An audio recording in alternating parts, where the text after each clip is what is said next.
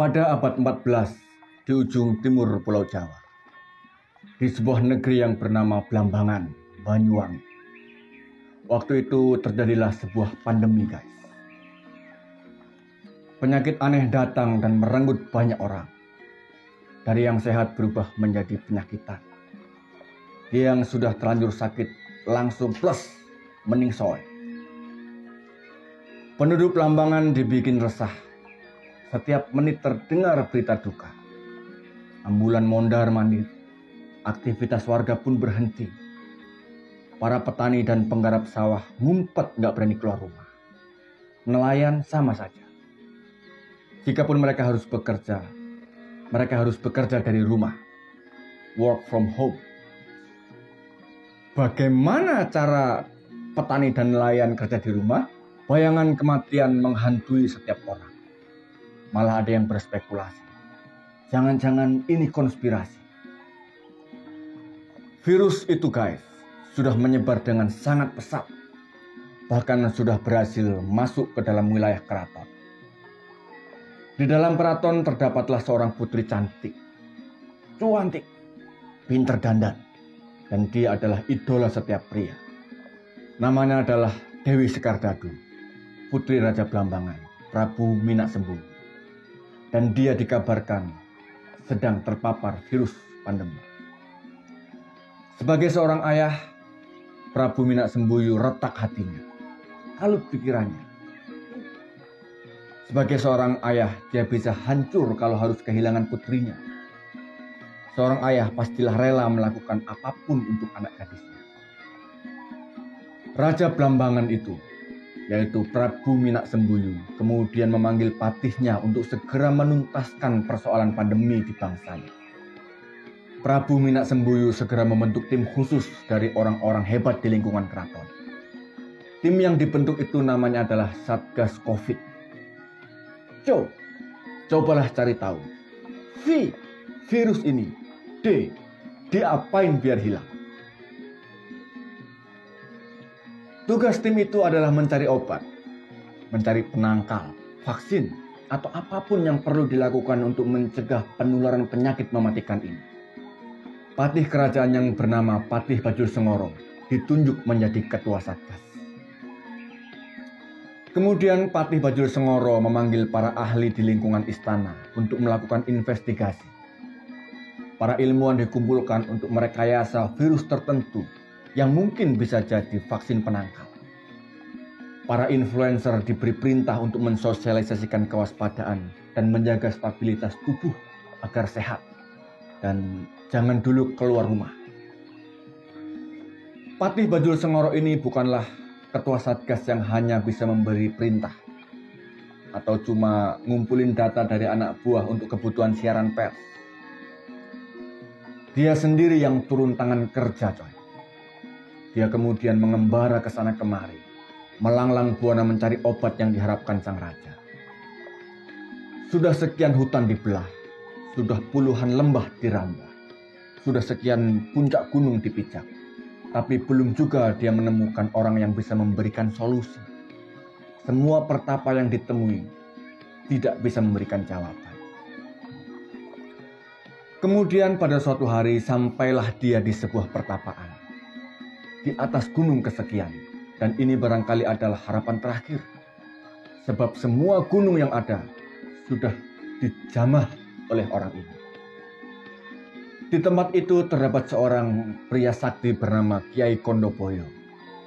Kemudian Patih Bajul Sengoro mengatakan maksud dan tujuannya kepada pertapa tua itu. Dia mengatakan bahwa dia diutus Raja Blambangan untuk mencari tahu, mencari orang yang bisa mengusir wabah pandemi. Patih Bajul Sengoro pun bercerita dengan panjang lebar. Dan setelah itu, Kiai Kondoboyo berkata, "Maaf Pak, saya masih belum bisa bantu. Ini saya juga lagi positif. Dan ini mumpung ketemu, kalau bisa dikirim bansos lah gitu." Bajul Sengoro pun lemas. Sepanjang karirnya sebagai patih, dia belum pernah mengecewakan rajanya. Dan sebelum berpisah, pertapa itu mengatakan bahwa yang bisa mengobati penyakit Dewi Sekardadu dan bisa melenyapkan pandemi yang melanda saat ini adalah seorang alim keturunan Arab yang kebetulan lokasinya nggak jauh dari keraton, paling hanya beberapa kilometer. Kyai Kondoboyo kemudian memberikan rekomendasi kepada orang alim dari tanah Arab ini untuk ditemui oleh Patih Bajul Sengoro. Carilah orang sakti ini, dan jika sudah jumpa, sampaikan salamku kepadanya. Bajul Sengoro pun mengangguk setuju, meskipun dia bertanya-tanya dalam hati, itu orang Arab bisa ngomong Jawa enggak? Soalnya dia sendiri nggak bisa ngomong Arab, bro. Kemudian kembalilah Bajul Sengoro. Dia turun gunung dan keluar dari pertapaan Kyai Kondoboyo. Segera dia memasang koordinat GPS untuk mengetahui lokasi orang alim dari tanah Arab itu. Setelah perjalanan panjang dan melelahkan, sampailah Patih Bajul Sengoro di TKP. Dia kemudian bertemu dengan seorang laki-laki tampan. Wajahnya bersinar, glowing. Laki-laki itu sedang duduk bersila di bawah pohon beringin yang sangat rindang. Bajul Sengoro kemudian mendekati dan menyampaikan maksud kedatangannya, yaitu membawa tugas dari Raja Blambangan, Prabu Minak Sembuyu. Dia juga mengatakan bahwa dia mengetahui keberadaannya dari seorang pertapa tua bernama Kyai Kondoboyo. Bajul Sengoro bertanya apakah tuanku kenal dengan Kyai Kondoboyo. Orang alim dari tanah Arab itu menjawab, itu CS Pak. Kemudian Patih Bajul Sengoro menyampaikan maksud kedatangannya, bahwa dia mendapatkan perintah dari Raja Blambangan untuk mencari cara mencegah penyebaran pandemi yang melanda. Dia juga memberikan info. Dikasih info mas Info bahwa Dewi Sekardadu, Putri Raja Blambangan juga sedang dalam keadaan terpapar virus. Berdasarkan penuturan Kyai Kondoboyo, Tuan Guru adalah satu-satunya orang yang bisa membantu kami. Apa imbalannya kalau aku berhasil, wahai Patih? Begini, Syekh. Raja sudah membuka sayembara. Barang siapa yang bisa menyembuhkan penyakit sang putri akan dipinang. Jadi istri? Ya bukan, jadi menantu, masa jadi istri.